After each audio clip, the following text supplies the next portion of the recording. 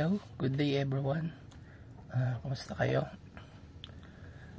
So, this is the lecture about cement processes. Second to the last lecture for industrial materials and processes for this sem. Okay, so cement is another industrial material. That's why it is important na pag-aralan din natin siya. Isa ito sa mga pangunahing industrial material na makikita natin kahit saan sa ating paligid. So at the end of this lesson, you should explain what is cement and its contribution to community development.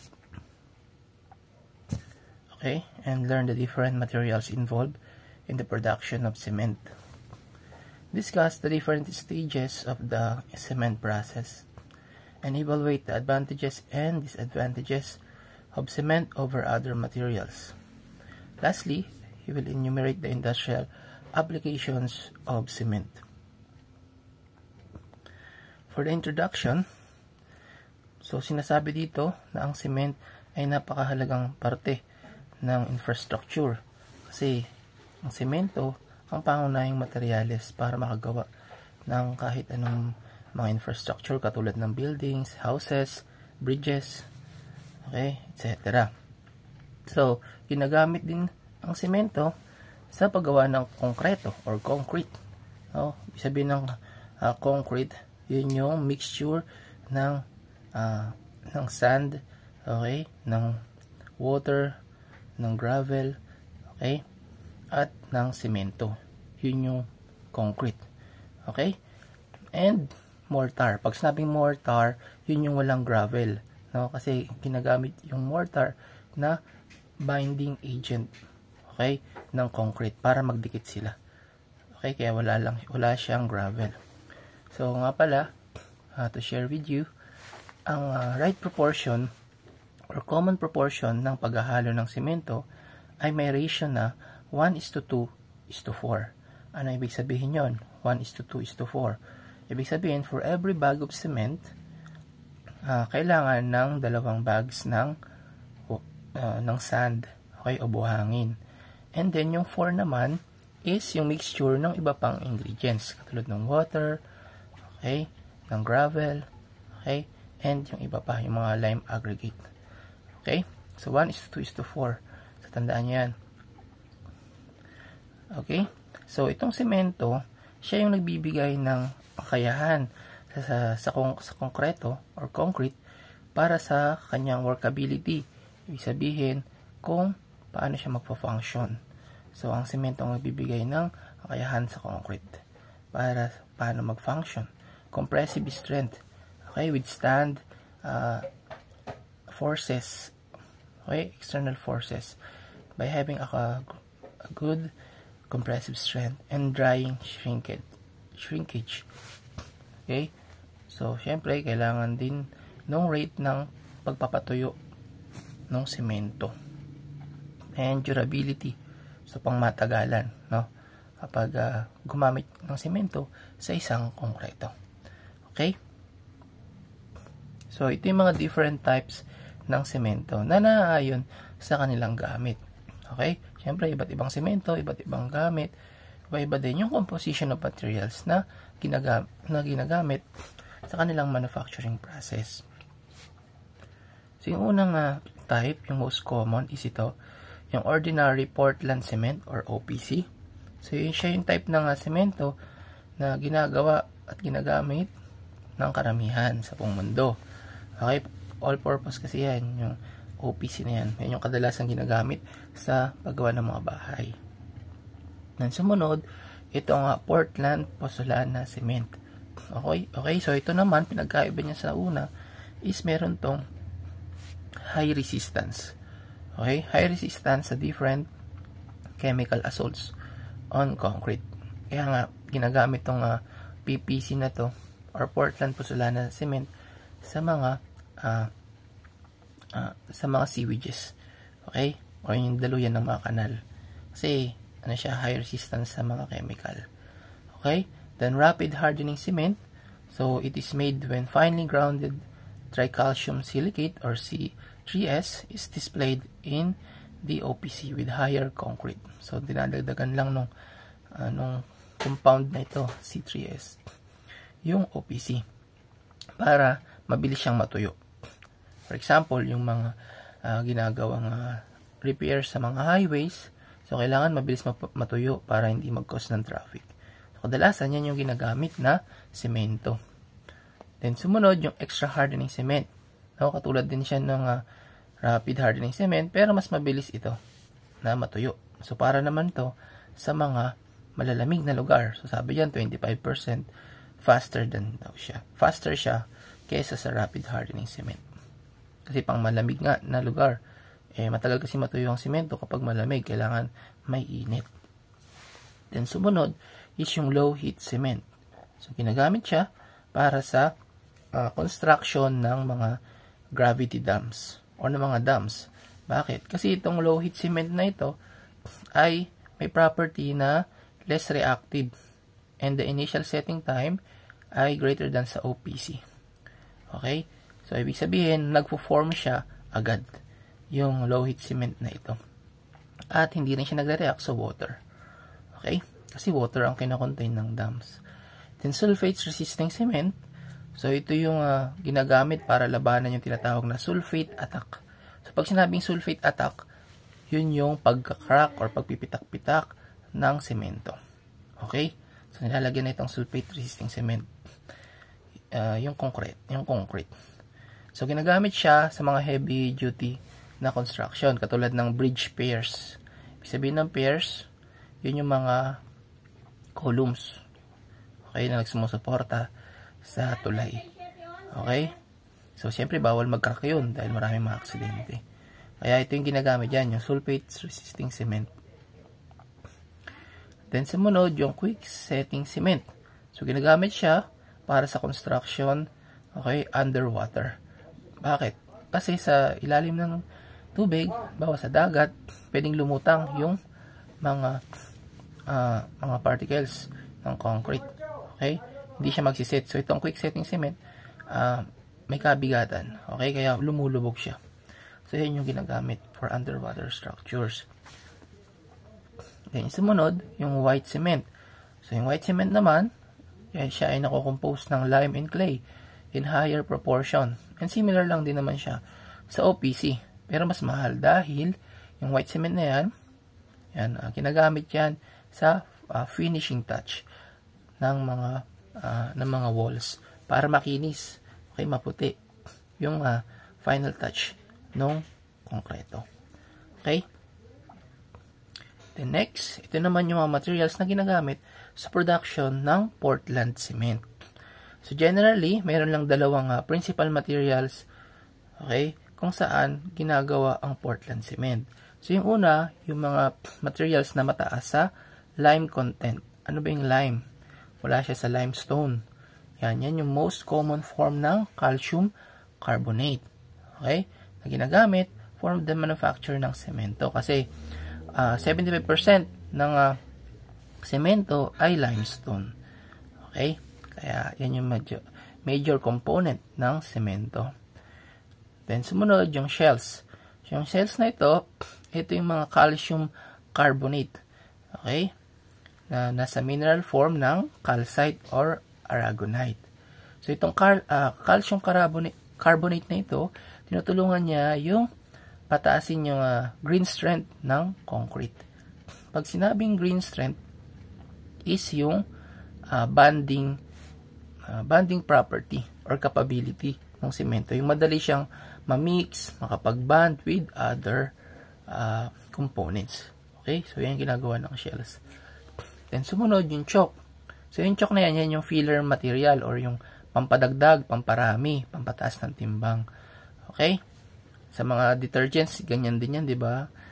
Yung nga lang sa detergents, ayaw nila na maraming chalk kasi pampadami nga lang yun. Pero, sa semento, okay yan yung chalk dahil nga filler material. Okay? So, pinupunan niya yung amount ng na kailangan makamit ng isang product na semento. Then, sumunod yung marl. So, yan ay ginagamit for the manufacture of Portland and yields better physical and mechanical properties na pwedeng makalcined. Anong ibig sabihin ng calcined? Yung ma-vaporized. Ibig sabihin pag siya ay pinainitan, okay, sa hindi namang kataas ang temperature, considerably lower temperature, ay magbe-vaporize na siya or mamimix na doon sa mixture ng semento. Okay? And pinapatibay niya yung semento. Kaya sabi diyan, pinapaganda niya yung mechanical properties. Mas nakakapag-hold ng forces or external forces ang magagawang konkreto. Dahil sa materials na yun.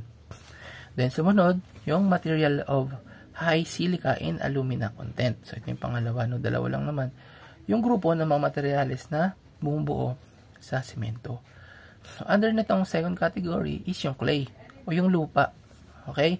Kaya nga yung example dito or pinagmulan nito is yung feldspar and mica. So yan yung mga bato na matatagpuan sa lupa. Okay? So yan ay component din ng semento. And sabi dyan, nagko-contain niya ng mga alkali and alkaline earth. Okay, containing aluminum silicates and their chemical conversion products. Siyempre may metal. Ang lupa naman ay may metal components. Okay?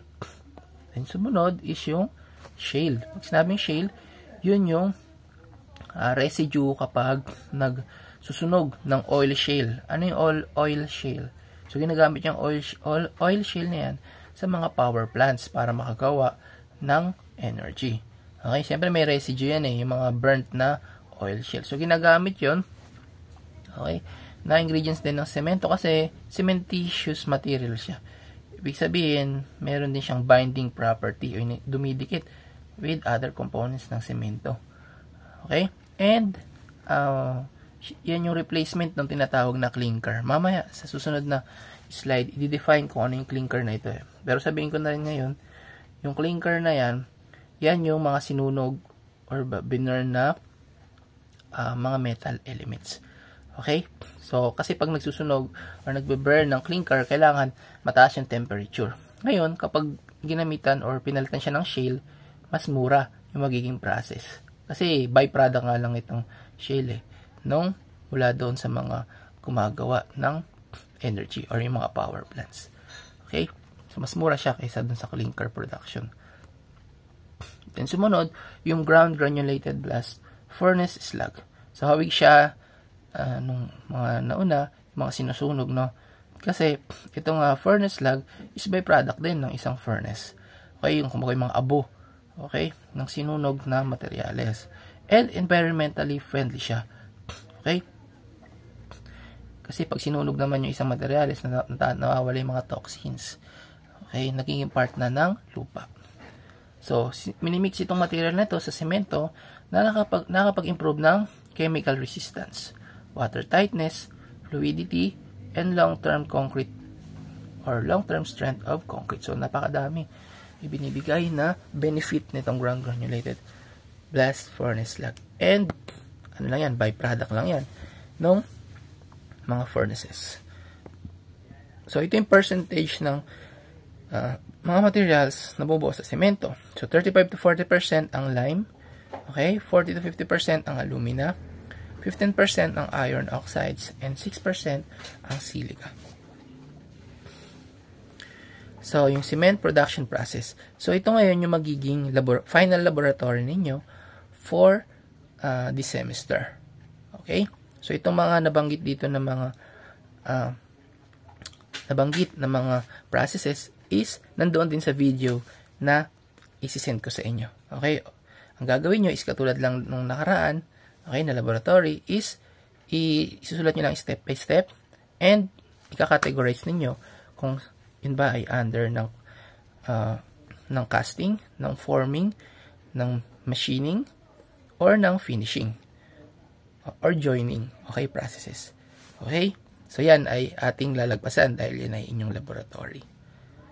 Okay. So, doon kayo magre-refer sa video na isi-send ko sa inyo. Okay. So, ito yung kaninang nabanggit ko kanina, no? Kasi parting kasi ng production is yung production ng cement is yung paggawa ng clinker. Ayan na, sinasabi dyan na tinutunaw niya. Okay, tinutunaw niya sa isang kiln yung mga materyales. Okay, katulad ng clay, dolomite, okay, and low temperature calcite o yung mga metals. Okay, at 650 degree Celsius. So, malaki kasi yung energy na nakukonsumo sa paggawa nitong clinker production. Kaya mas makakatipid nga kung papalitan siya ng shale tsaka yung kanina, yung sa slag. Okay? So, in-explain lang dyan yung step by step ng paggawa ng clinker. Pwede nyo isama yan doon sa inyong laboratory. Okay? So, punta na tayo dito. Ito ang pinagkaiba ng horizontal and vertical mill is yung direction ng kanilang pagpipino or pagpaprocess ng mga semento. Example dito yung horizontal finishing mill kasi pa horizontal siya. Pag vertical naman patayo. Okay, yun lang yung pinagkaiba nila. Pero yung functionality the same. Okay, syempre last part niyan, ipapackaging. So, yung una, yung rotopacker machine, para yan sa mga bumibili sa hardware as retailer.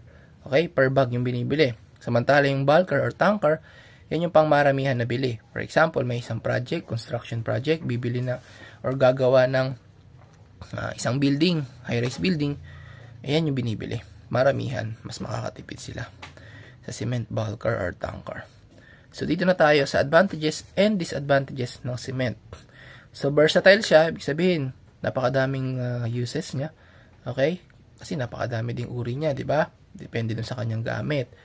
And highly flexible siya na gamitin. Kahit sa ilalim ng tubig, okay? Sa sa iba't ibang gusali, is gamit na gamit siya. Then, readily available kahit saang lugar mayroong binibenta na semento. And meron siyang high binding strength. Okay, kaya nga matigas yung mga semento. Okay, nababind niya together yung mga components. And hindi rin siya or nagre-resist siya ng sunog. Pero hindi naman siya talaga proof, no? Fire proof. So, nire-resist niya lang.